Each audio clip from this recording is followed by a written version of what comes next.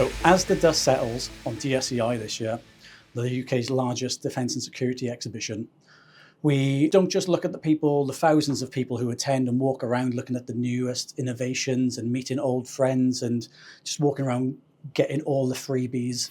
We now take a different look at the people who are actually on the stands, the people, I think it was 1,600 exhibitors at this year's DSEI. We look at those people actually on the stands, trying to make the sales, trying to spread the word of their company and the capabilities that they have. Welcome to the briefing room. I am today joined by a guest who hopefully will answer my questions on what is the difference between sales and business development. Is there a difference? Andy, would you like to introduce yourself? Yes, so, Andy Davis. I'm the Business Development Principal here at CDS Defence and Security for the Capability Sustainment team. So obviously a key part of my role is absolutely engaging in these events, using them to identify sort of new markets, new trends, things like that. And with any luck, I can answer your questions and offer that clarity. So I will immediately go off script for something I haven't written down and prepared. So I'm in the sales and marketing team now. That hasn't always been the case. I was in the training team, sort of doing e-learning and putting e-learning together. So you sort of had an outsider's perspective of, I thought business developer was just a fancy word for the salesman. They go out and they just sell. Quickly moving over into the marketing team as part of the sales and marketing, I thought that would be the case. And then I saw some people have that when you go to events, you have that sort of personality and they can go really outgoing. And then I spoke with you at one event and you said it's not quite like that. I was like, well, why is it called business development? I just thought it was a topic that might pique people's interests. I just want to say from my point of view, I had no idea that there was a difference. Can you please enlighten us in 60 seconds or less what the difference is between a business developer and a salesman or saleswoman? Yeah, absolutely. And I think in essence, there probably isn't a vast amount of difference. There's a lot of crossover, there's a lot of engagement in both, sort of, if I refer to them as processes, there's a lot of sort of engagement that you need to either be a salesperson or a business developer. What, to me, it comes down to, and really the crux of it is about the wider sort of piece. It's not just about achieving a sale for the benefit of the company. It's not just about getting that order for a service, a product, or equipment. It's about developing, hence the name, developing the overall opportunity. It's a lot more about business, about building relationships. It's a lot more about looking at opportunities and really trying to identify success from an early sort of standpoint, and then, to use the word, developing that throughout to actually benefit both the customer and the business, because obviously that's the ultimate aim of it, is to build those opportunities for the business to succeed and to grow. Okay. I'm going to put you on the spot in like 60 seconds. Where do people usually get confused then between both? It tends to be around, there are salespeople that say they do business development. There are business development people that obviously use the word sort of sales. And as I say, going back to sort of the overview, the two are kind of almost inextricably linked. Where, to me, the difference really tends to form is that business development envelops a much larger remit, really. Sales tends to be focused from point to point, trying to develop an opportunity, trying to drive that sale into a given point. Business development almost takes a step back from that and looks at how can we achieve this sort of on a wider perspective? How can we engage with various people? It's a lot more about building networks and relationships than purely just a transactional point-to-point sort of engagement. Okay. So really, this is where the confusion tends to come, or the kind of sort of where people use the terms intermittently, because they can absolutely be part of the same sort of overall process. It just tends to come down to the outlook and how people go about facilitating that desire. So certainly within CDS, what we look at is more about how do we build larger relationships? How do we look at people that are likely to recommend us, because then that automatically will generate a sale, or automatically generate further engagement. Once we've got those relationships in place, once we know the kind of the overall projects, we can then sort of start to position CDS and our capabilities, sort of services, within a certain position within a customer, and then really look to generate that benefit on both parties, really, because that's ultimately what we're looking at within the process, is being able to generate benefit for both ourselves and in our efforts to try and grow, coupled with the customer in achieving a desired output or effect or a result from the process. This is sort of a two-part question. I want to know what your sort of day-to-day job or role looks like, because I imagine I mentioned DSEI at the start of the episode, but we go to quite a few bigger events, we go to a few smaller events, and then I imagine you guys are sort of out on the road as well, visiting clients or potential clients. So first of all, your day-to-day role, how would a BD sort of day-to-day role look like? And then how does that contrast to when you roll up to a DSEI or a Cyber UK or DPRT? When you're on the stand, does your role sort of slightly turn into I don't want to say like a car salesman, sort of like come and get this now. We're slightly different where we don't have any physical equipment that we try and sell people. So do you still find that your role slightly changes on the day? Yeah, absolutely. I mean, you can take it back a step, really. Even difference to sort of one day to the next can vary. Engagement with one customer compared to another potential client can vary. That's part of the strategic elements of the role, really, is looking at those relationships and the discussions and quickly trying to understand, well, what's the conversation about? What do you need to talk about? How do we, exactly as I say, position ourselves so that we can realize sort of good synergies and good optimism? Because ultimately, again, come back to the value standpoint, we need to create good value for the customer. That's exactly what we're about. So if you look at that as a day-to-day basis, now that could be either sort of on the phone to customers, it could either be in face-to-face meetings at a customer site or an end-user site. It could be really quite varied. It could be looking or just working with the product teams to just kind of ascertain capability boundaries and actually look at the service offering to sort of see, well, how could that be tweaked or enhanced. You could then take that out to the exhibitions, where you can almost start with a kind of a sort of a bit of a script as to how you're engaging with the customer, how you're sort of looking at building that conversation of how do you ask the questions about, where your interests lie, what are they looking at, what's their speciality, how can, collaboratively you form that relationship to offer that net effect. So it may start from different sort of standpoints, but ultimately you're trying to get to that same sort of point of understanding so that you can then sort of take that sort of further into more detail, whilst also obviously trying to maximize the benefit for the customer. Obviously, we're a company with a variety of capabilities across various disciplines, in different domains, in different areas. It's trying to pull that information to use that to greatest effect, so that, again, we're not just talking about limited sorts of opportunities. We're looking at offering that best value to the customer and how we can grow that.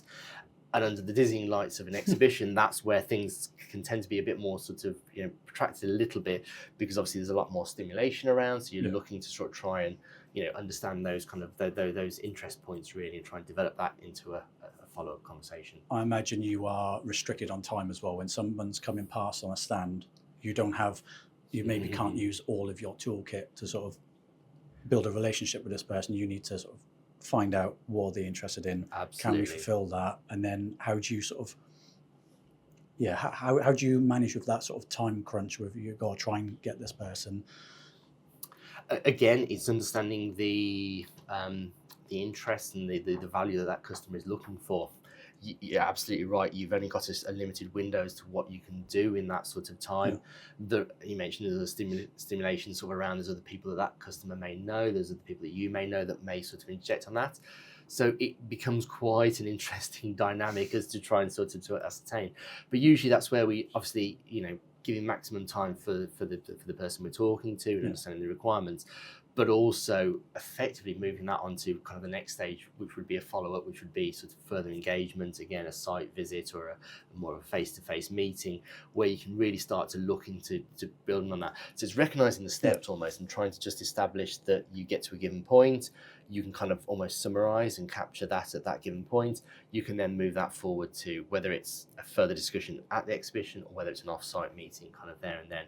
Because invariably, no opportunity will ever start and finish with just those two individuals. It will always lead on. Yeah, I was going to ask whether, so it's not a case of you show up at DSEI, someone talks to you, you get talking, and then a deal's done there and then that day.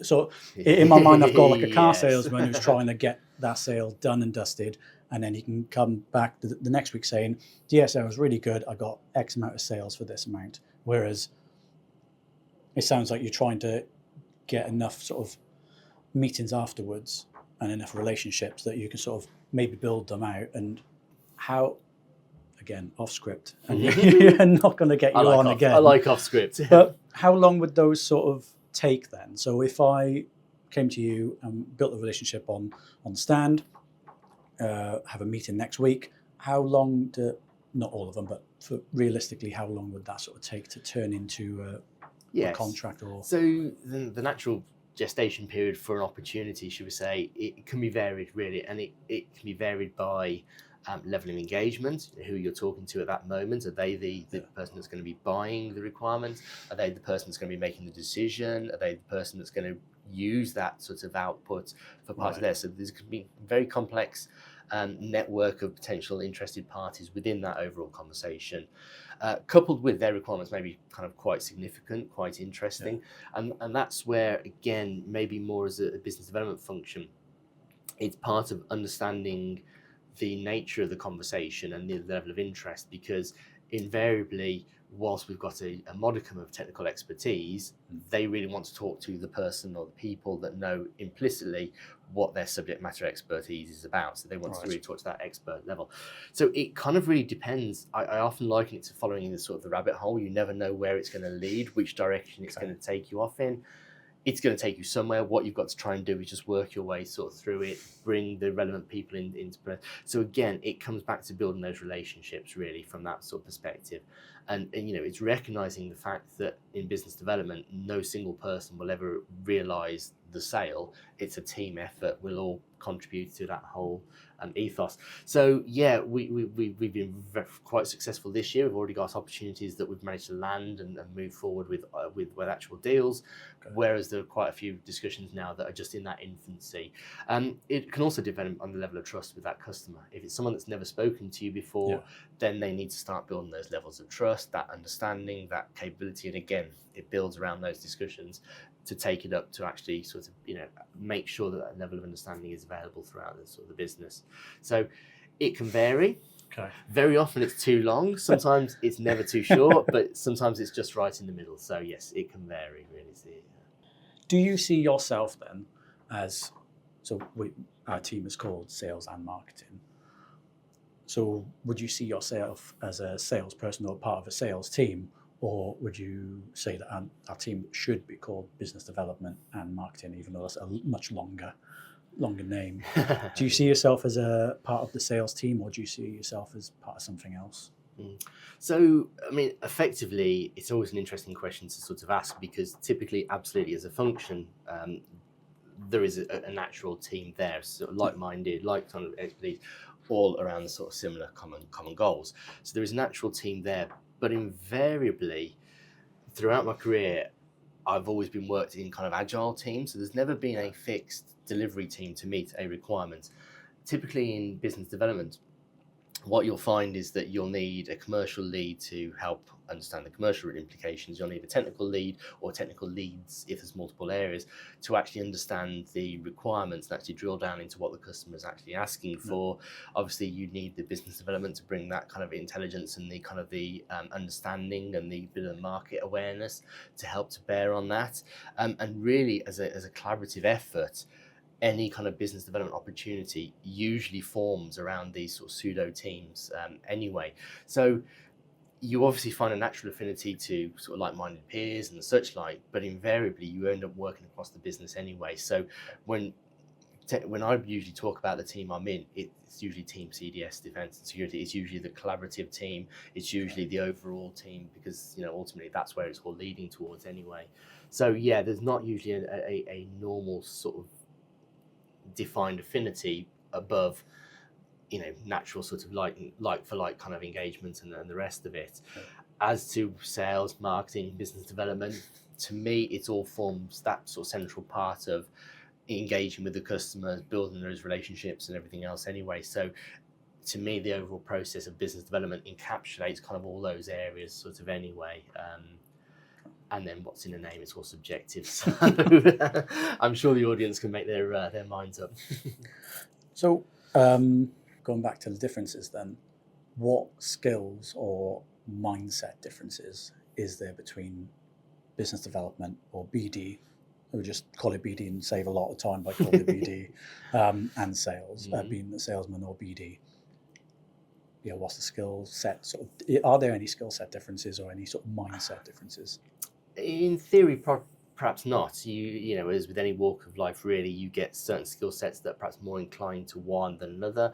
Maybe more personality traits that are more inclined to sales and looking directly sort of business so relationships, as opposed to those that sort of looking more wildly at the sort of the industry and what's going on as a whole. I think really what I would draw upon is my background as an engineer. Right. As part of that, I've always looked at sort of solutionizing or looking for solutions. As a result, that's kind of created a kind of relative inquisitive nature. So I've always looking to sort of understand how things kind of engage, interact, visualizing kind of packages or solutions, which has then led me to sort of map that across where things are naturally happening, programs are happening, what's happening in different companies or different areas, and try and draw upon that to build up a bigger picture as to sort of what's happening. So then I can place solutions or services within that matrix, if you like. From what sort of we tend to sort of see, sales direct sort of is a perhaps more aligned sort of process. It's more of a defined start point, midpoint, end point. Whereas the business development, when it sort of draws up into more of the development sort of side of things, that's where things become more about information and intelligence building to gather that sort of overall view of customers, contracts, opportunities just in general, that then obviously look to place the sort of the company. So ultimately, I suppose the sales sort of output is a key constituent of BD. However, it's that information you build around the outside that goes alongside that obviously then draws upon sort of various sort of facets. So yeah, I think from a sort of team name and sort of the definition sort of characteristics, it's difficult to say implicitly what suits one or the other. It tends to be perhaps more about the communication sort of style, and perhaps people that are more looking to sort of engage with people sort of directly, building those one-to-one relationships, as opposed to maybe more the BD side, which opens things up a little bit more, starts to develop more of an open picture, and therefore it kind of matches in across into the sales side to align the both processes. Now, I think you just mentioned B2B as well. I haven't really mentioned at the start that we're sort of covering more of a B2B landscape rather than B2C. I imagine there's a lot more salesy if you go B2C rather than in the defense sector. It's all B2B, where it probably is more relationship building. How can this company work with this company rather than how can we can work with one individual? Yes, invariably breaks down to, I suppose, you raise a good point about sort of B2B sort of aspects of business development. Obviously, you've got B2G at the very top level, business to government. That's obviously very strategic. That's very sort of looking at net effects, net end user sort of aspects. B2C, business to consumer, looking at what's that consumer needing. That's different end requirements and a different sort of perspective on value, or business to business. And absolutely, that's where a big part of BD comes into things. Is how do you build those relationships? Because you're not just looking at a one-off sale. You're looking at a long-term enduring relationship that you can build upon to facilitate many and then single hopefully become like a points of preferred sales supplier opportunities. for future opportunities. Absolutely, it's building that strength of relationship. It's about building trust. It's about building value and opportunity. Yeah. Because again, if you're selling to a consumer, their view of value will be different to a company who may be offering further value, and it might be part of a different sort of vision.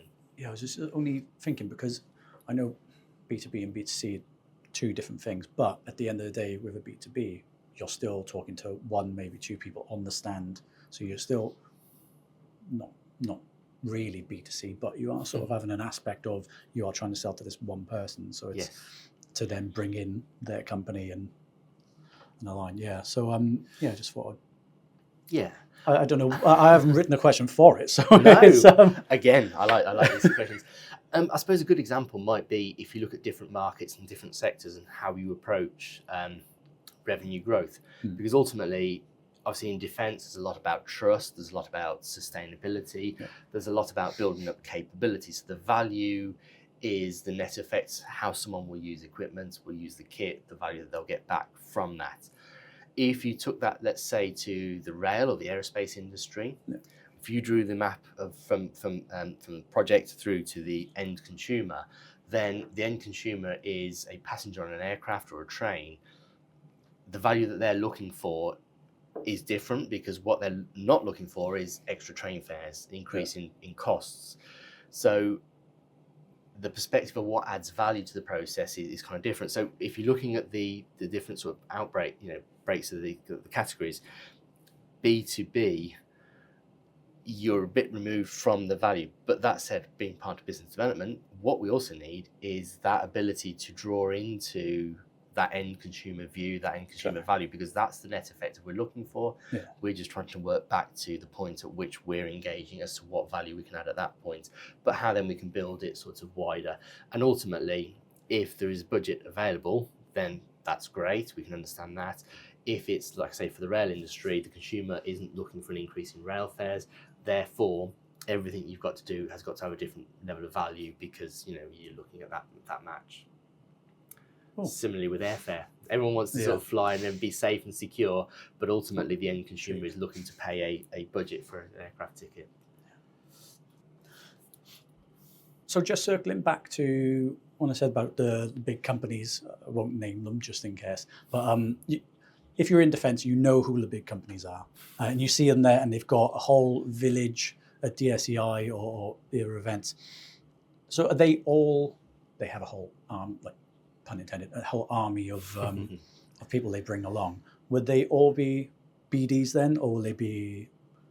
Well, I haven't got experience working in one of those companies, so sort of picking your brains of how some of them work. Yeah. Would they all be BDs, or would they be sort of subject matter experts as well, like some of the engineers, or would they have a mixture, or would they actually bring any sales guys then and have dedicated salespeople, or do they all use BDs?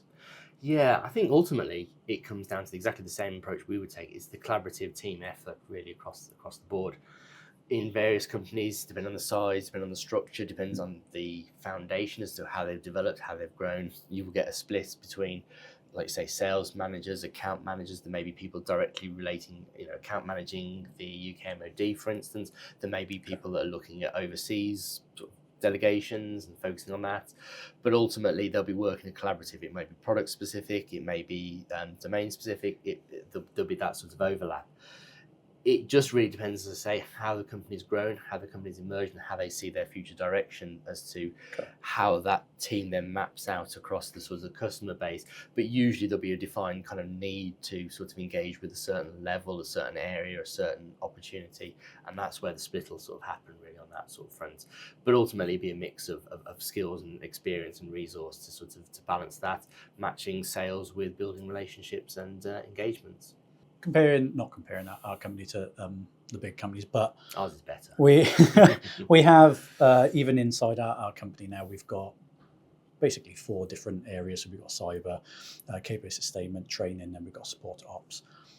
If someone comes to you, so I know your area is capability sustainment. Absolutely. If someone comes to you talking about cyber, is it your job as a BD to sort of know everything about the company that you're going to sell, or is it a case of we can't have everyone from all business units on our stand at any one time. Absolutely, So is there a foundation of knowledge that you'll need to know for cyber, or is it a case of, right, where's Chanel's number? I'm going to ring her, yeah. try and hold this person here. Or how much do you know about your business area as well? You say you've got engineering background, so I imagine you know quite a bit. But if someone else was to be a BD for your area, would there be like a whole sheet that they would have to learn off by heart so they know exactly what we do? Or... Yeah, I mean, primarily fortunate you mentioned some of my background there. As an engineer, my background, I've come across a variety of platforms, equipments, requirements, and understanding what the customer is asking for, but also what the company can sort of deliver and can offer. I think the flippant answer usually comes back kind of sort of, you know, jack of all trades, master of none. You've got to have an appreciation of everything that the company does, because you never know where these questions might come. You never know where the overlap might be, or the interaction between an opportunity for cyber and potentially for capability sustainment, or in training, or vice versa. So there is always an appreciation as to the holistic kind of offering of the company, and invariably it comes down to being able to position it. And it's similar to actually, you know, even with capability sustainment, whilst obviously you work closely with the team and have got a good understanding of what they do and the level of depth that they can offer, invariably I would sooner put an expert in front of an expert, because then they can answer the questions directly. It'll come back to the team sort of approach really on that sort of front there. Whilst I've got enough information to answer the questions and provide a reasonable level of confidence, you know, our engineers have spent many years, you know, mastering their craft and developing their capabilities to really kind of be able to offer expert advice, that consultancy sort of approach, being able to kind of offer thought leadership in those areas. So it would be sort of sensible for me to really bring that on board and sort of really augment the team sort of there. So similarly across the business units, really, we all try and match a kind of modest understanding of the business and the capabilities, with that basis of understanding of, well, if needs be, we can sort of really kind of plant an idea and plan to sort of solution and start to craft the outline of a solution, but then we'll need to draw in the relevant technical expertise around that anyway to really kind of come up with a defined customer solution that meets all their requirements. Similarly, it could be the sort of level of engagement that we've had previously. It may dictate that actually it is only a cyber opportunity, and therefore that it's more pertinent to hand that relationship over as a sort of a whole. It again comes back to understanding the requirements, understanding the need, and being able to talk openly about the sort of the company to then really be able to maximize the benefit. Because ultimately, you know, the more we can do for a company, the better value they see from us in its entirety. So it kind of again builds that level of trust and understanding. Okay.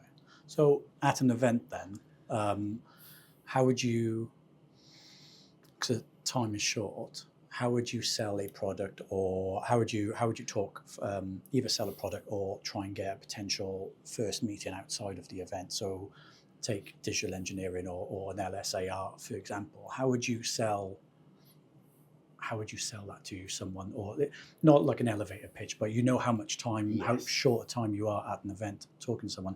How would you sell like something like an LSAR?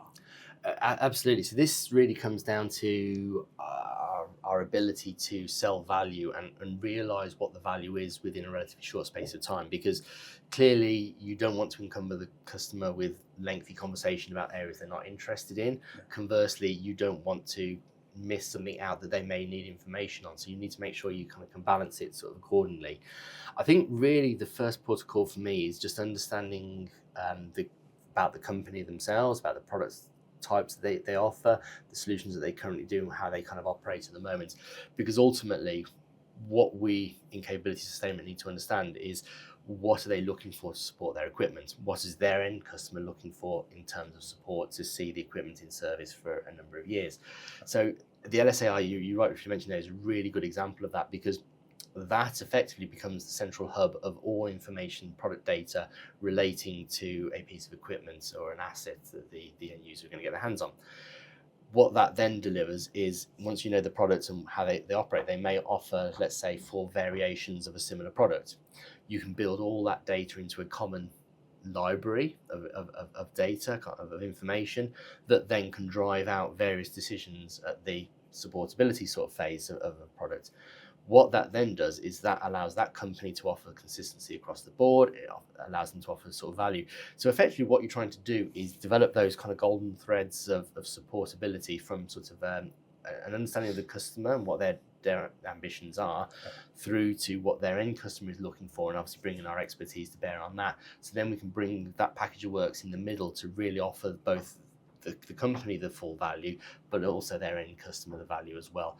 And in doing so, we can build that level of relationship with them. We can help develop the sort of solution and help that company grow in that respect as well. So yeah, really, it's all about kind of building that pocket of information, really, and whether that's about business development and what the company does, or whether that's looking at what the equipment does, how it's operated, how it's supported, and then seeing the value at which you can offer best interventions around that, really.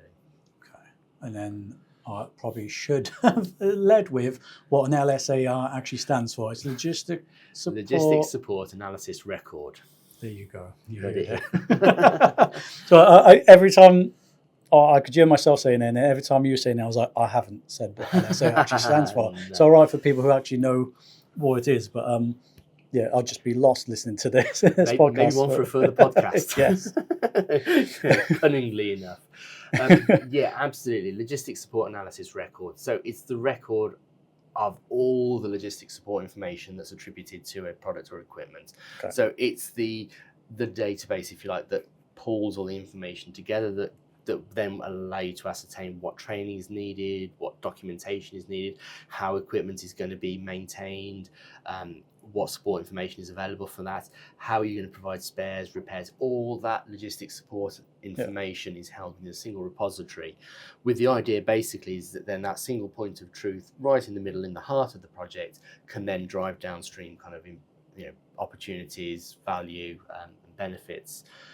Coming back to when I talk about commonality, if you've got a common LSAR for all your products, that you can then intermix the data, the information to maximize the opportunity across your equipment, as opposed to just handling projects in isolation. Okay. And then equipment-wise, we're not just talking small pieces of equipment. Does that also include like vehicles or like subs or ships? It works at all levels, from simple systems. You possibly wouldn't go to the extremes for small consumables or off-the-shelf equipment. Right. But absolutely for systems, for integrated solutions, all the way up to submarines, aircraft carriers, it adds value across the sorts of board there as well. Right, okay. Yeah, we might have to go a little bit deeper into I think it a following podcast episode. It's almost as if we planned it. So what would a successful DSEI, or keep saying DSEI, it can be any event. So any event that sort of you attend, big or small, what would a successful event look like? The week after all the planning, you can finally take a week on holiday afterwards and then come back. What would a successful event look like to you? Is it about just number of contacts? Is it it's not going to be quick sales? You've already alluded to that it takes a little bit longer to actually get sort of a monetary figure to it, but what would a successful event look like to you? Absolutely. So absolutely, from an output perspective, often throughout industry you talk about return on investment. What are you going to get back from investing, and let's face it, DSEI is a significant amount of money in brand awareness, in putting the brand out there, in enabling that opportunity for the company. So if we map that now across to DSEI this year, when we look at this sort of output, the opportunity really comes in multiple levels, from a very top, top level sort of blue sky sort of thinking approach. I'm going to get some brand, some cliches in there somewhere, haven't we? From a very top level perspective, brand awareness is everything. We had a significant spot right next to major players within industry, with a really kind of bright sort of vivid sort of stand. So that really stood out. That gave us a lot of brand recognition. And already from the development of the company, the conversations are moving forward from who are CDS to, oh, I remember CDS, I recognize you, I've spoken to you. Those conversations have moved forward. So brand awareness is obviously is one thing. Lead generation in the form of contacts is another. The ability to speak to many people in a protracted time frame, the ability to go across the exhibition and really kind of grow those contacts, and the list of names that we've got is obviously sort of significant emerging from that.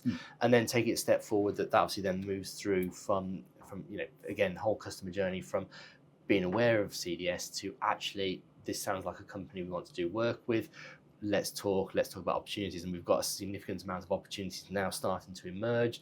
I already mentioned there, we've got discussions around several sort of roles and capabilities that are of interest, and we've also actually been able to receive purchase orders for a couple of opportunities as well. So really across the board, and when we talk about the BD sort of process, about networking and building not just the sales process but also the relationships and the network, clearly that was a very successful event for us as well. So yes.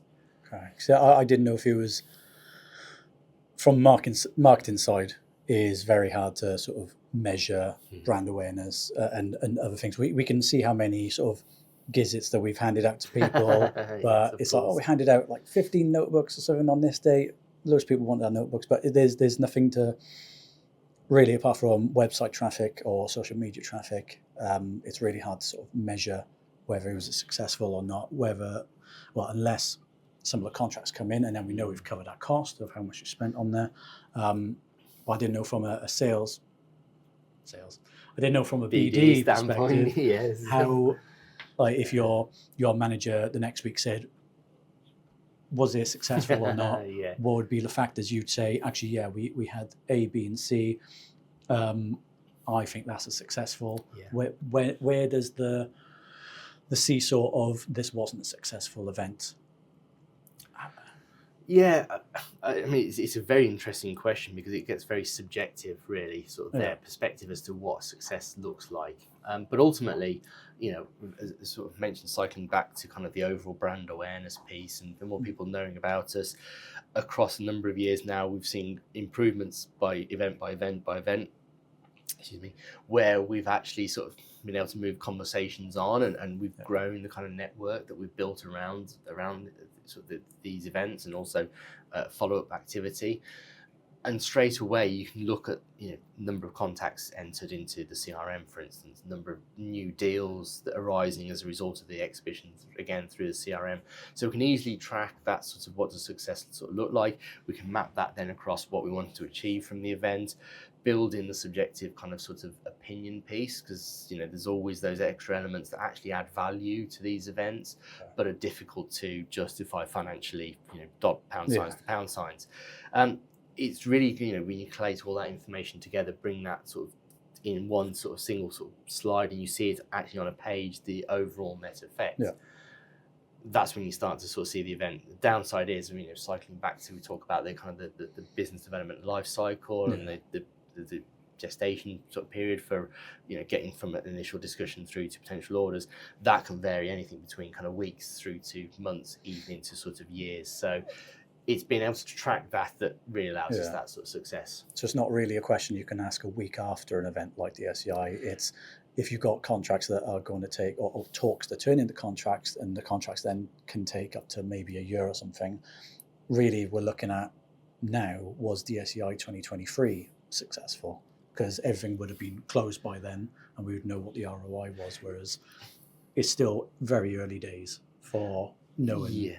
It's a question you can answer to a point, and effectively what you want to see is a relatively short return on investment. So ideally you want some of those shorter win opportunities to come through within, like I say, weeks or months really from that.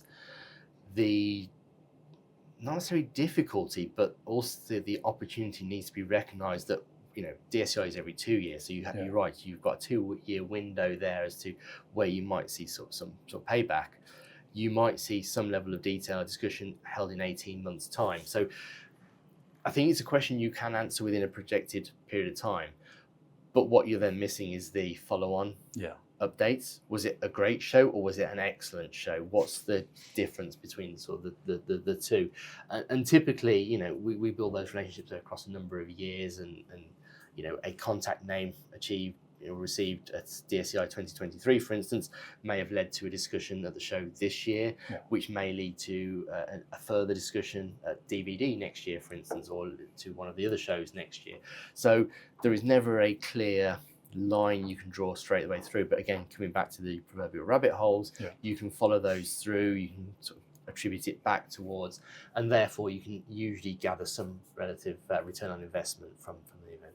So sales, BD, does it actually matter to our clients? Does the difference between them matter to our clients or customers?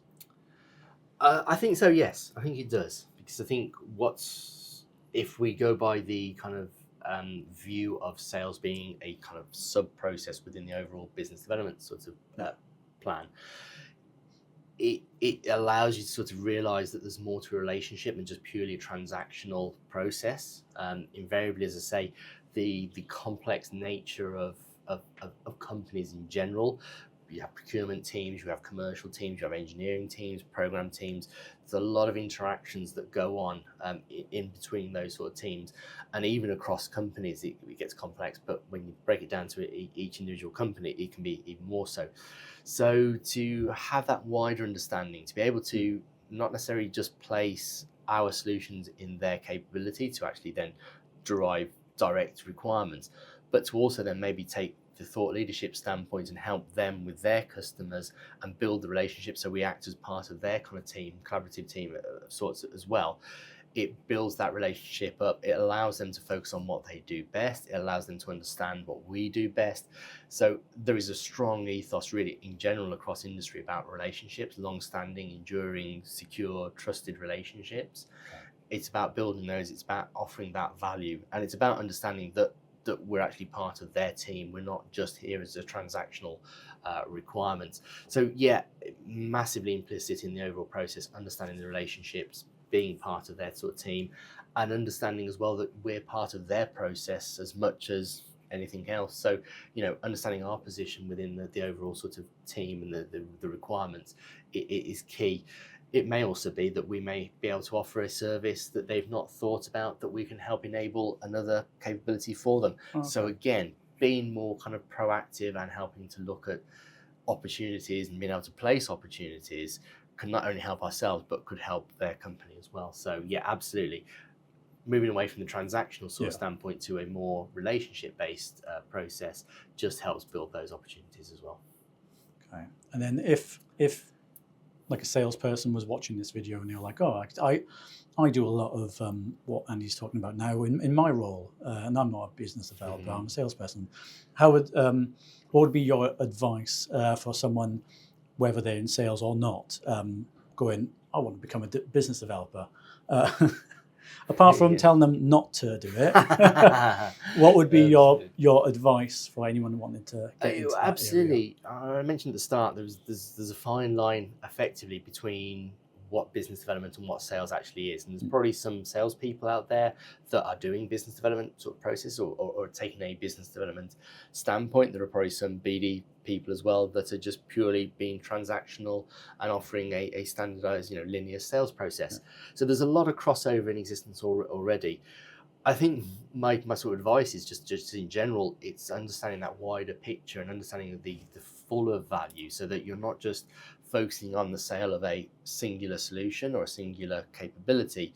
You're opening the relationship up to the wider value sort of piece, which then moves it away from kind of just repetitive sort of business as usual to actual areas of growth, looking and building the relationships.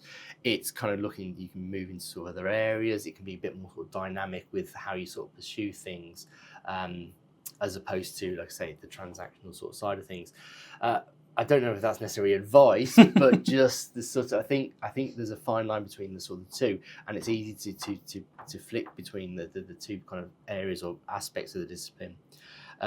It's maybe more just looking to focus on which area sort of is of interest to them and how they can kind of sort of grow that level of information. I think I'm always sort of fortunate with my background in engineering, being inquisitive and understanding about being kind of finding myself in early days of my career climbing over vehicles, Yeah. wearing a suit, because I wanted to know a little bit more about things that opened up those discussions for me. So sometimes in not trying to sell, you can open up much more information and wider range of opportunities than the clear line of sight. So you'd say it'd be beneficial if you had a pre-existing background in maybe cyber or engineering and maybe going into BD rather than, I don't know if there's any, it's going to sound really silly now, but there's not any courses in university to become a business developer. And then you're like, right, what am I selling? Okay, I've got to learn all this now. So having a pre-existing experience in engineering helps a lot with the BD side. Certainly from my perspective, yes. And I think where I've been fortunate in my career is having that kind of application first appreciation, understanding what they're trying to achieve, understanding what they're going through to get through that sort of process. So from my technical background, I've grown out the kind of the business development side of things and the kind of the expertise by almost doing and understanding and learning, kind of continual sort of development. There's naturally courses you can do to help foster key aspects of the overall process. Yeah. But I think ultimately, my advice to anyone really is sort of live and breathe it, really understand what your customer is looking for. So that's why I think it really an implicit sort of skill to have within that kind of BD and sales function is an appreciation of what the customer is trying to achieve. So, starting from that point and then developing on that is a lot easier than trying to work back into a requirement and develop it from the outside, if that makes sense. My last question, and then I will let you go back to your work. Down here, I've got, what's the one myth for business development, about business development that you'd love to bust? So when I say myth, I just, in my head, I had it as when you watch any American flick, like The Office or something, and they're like, sort of they've got their accounts and they're like, oh, I'm doing a golf day for this client, golf day for that client, I'm taking this client out to a bougie meal. Is it always fine wine and dining with you BDs, or is that a bit, that would be my myth that I would want to sort of bust or not, or sort of like not give it away. But what would be your kind of myth that you'd want to bust? I think that's a very good myth. I suppose I would counter possibly, yes, absolutely, to potentially bust it, but maybe also defend it. Business development is primarily about relationships, understanding customers, understanding what triggers them, what's their pain points, what do they see as value, understanding more about what drives them really, the sort of even down to a personal element, because obviously the personal side of how they operate and what they do and why they do what they do. So there's a lot of information that isn't just purely about equipment or capabilities. It's the softer side that wraps around that sort of thing. So invariably that crosses over into taking clients out for dinner, taking them to places and everything else. So that upholds the myth of sorts. However, it's not all about fine dining. It's not all about those sort of aspects. It's not all about going to have a meeting to have coffee with somebody, because invariably that might waste the customer's time and you've just undermined any effort. And they may be open to that, but they may be stressing about something else. So it's understanding again what drives them and everything else. I think also the other myth is really about the definition of a business card that says business development on it compared to a business card that says sales leader, sales account manager, whatever it might be on it.